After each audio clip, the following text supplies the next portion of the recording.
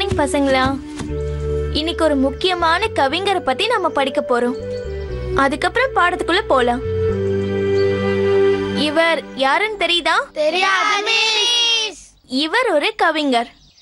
இவரை பத்தி முதல்ல பேசுவோம், அதுக்கப்புறம் பாடத்துக்குள்ள போலாம். கவிஞர்னா யாரு மிஸ்? கவிஞர்னா பாடல், கவிதை இதெல்லாம் எழுதுறவங்க. அதாவது நமக்கு தெரிஞ்ச ஒரு விஷயத்த மேலும் அழகா, இனிமையா, வர்ணனையோட சொல்றவங்கள கவிஞர்னு சொல்லுவாங்க. ஆனா நாம இன்னைக்கு பார்க்க போற கவிஞர் வெறும் கவிதை மட்டும் எழுதுறவர் இல்ல. இவருடைய பாடல்கள் உணர்ச்சிகரமாகவும் புரட்சியை தூண்டக்கூடியதாகவும் இருக்கும். இவரை முண்டாசு கவிஞர்னு கூட சொல்லலாம். என்ன தெரியலையா? தெரியாது மிஸ். சரி, இப்போ ஒரு பாட்டு சொல்றேன், அப்ப உங்களுக்கு தெரியும். ஓடி விளையாடு பாப்பா, நீ ஓய்ந்திருக்கலாகாது பாப்பா.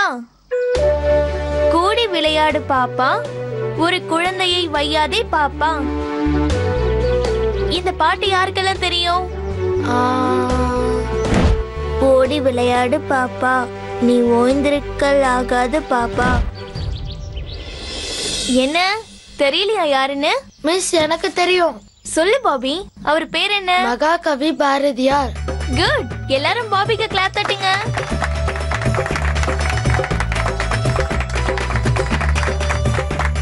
உட்காரு பாபி.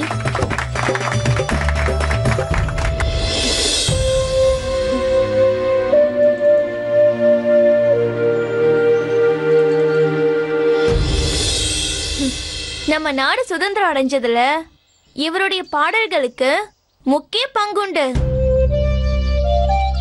இவர் பாடல்கள் மூலமாவும் கவிதைகள் மூலமாவும் மக்களுக்கு சுதந்திர தாகத்தை ஏற்படுத்தினவர். உங்கள யாருக்காவது பாரதியார் பாடல்கள் தெரியுமா?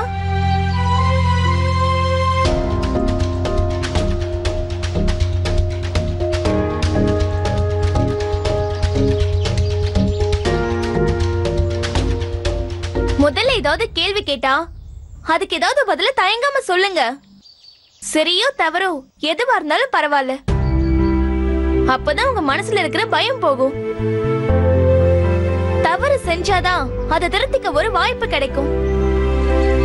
அதை நம்ம சரியா பயன்படுத்திக்கணும். ரமேஷ், என்ன பண்ற? மிஸ் ஒன்னும் பண்ணல மிஸ். ஒழுங்கா பாடத்தை கவனி. Okay miss. சரி, உங்க பயம் போக நான் ஒரு பாரதியார் பாடல் பாடுறேன், நீங்களும் அதை திருப்பி சொல்லுங்க.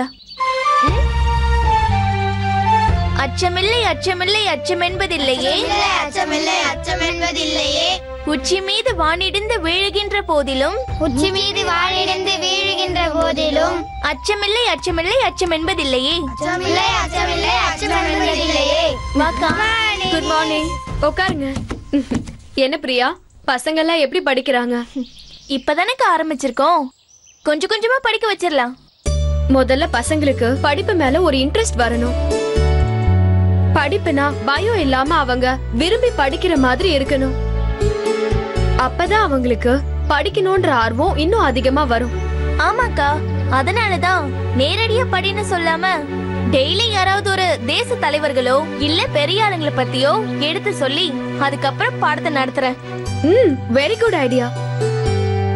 அதே நீ ஃபாலோ பண்ண. முதல்ல அவங்களுக்கு பேசிக்கையும் நல்ல ஒழுக்கத்தையும் கத்துக்கொடு. சரிக்கா. சரி, நீ பாடத்தை நடத்து, நான் கிளம்புறேன். Bye miss. பாய்.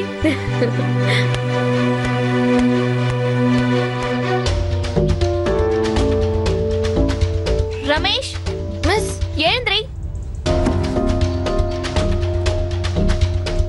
பாடம் நடத்தும் போது கவனிக்காம நீ கீழே குனிஞ்சிட்டு என்ன பண்ணிட்டு இருக்க?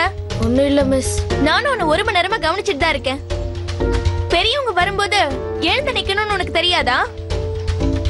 எல்லாரும் எழுந்து நிக்கிறாங்க, நீ மட்டும் உட்கார்ந்துட்டு என்ன பண்ற? மிஸ் ஒன்னும் பண்ணல மிஸ். அவங்க யார் தெரியுமா? இந்த ஸ்கூல் ஆரம்பிக்கிறதுக்கே அவங்க தான் காரணம். மிஸ் நின்னாதான் மரியாதையா மிஸ்? நின்னாதான் மரியாதைன்னு இல்ல, ஆனா மரியாதை என்னைக்குமே நிக்கும். மிஸ் சாரி மிஸ், இனிமேட்டு இந்த மாதிரி பண்ண மாட்டேன் மிஸ். ஏன் கிட்ட சாரி கேக்குறதுனால எந்த யூஸும் கிடையாது. முதல்ல அவங்க கிட்ட போய் சாரி கேளு. சரிங்க மிஸ், நான் போய் கேட்டு வந்துடுறேன் மிஸ்.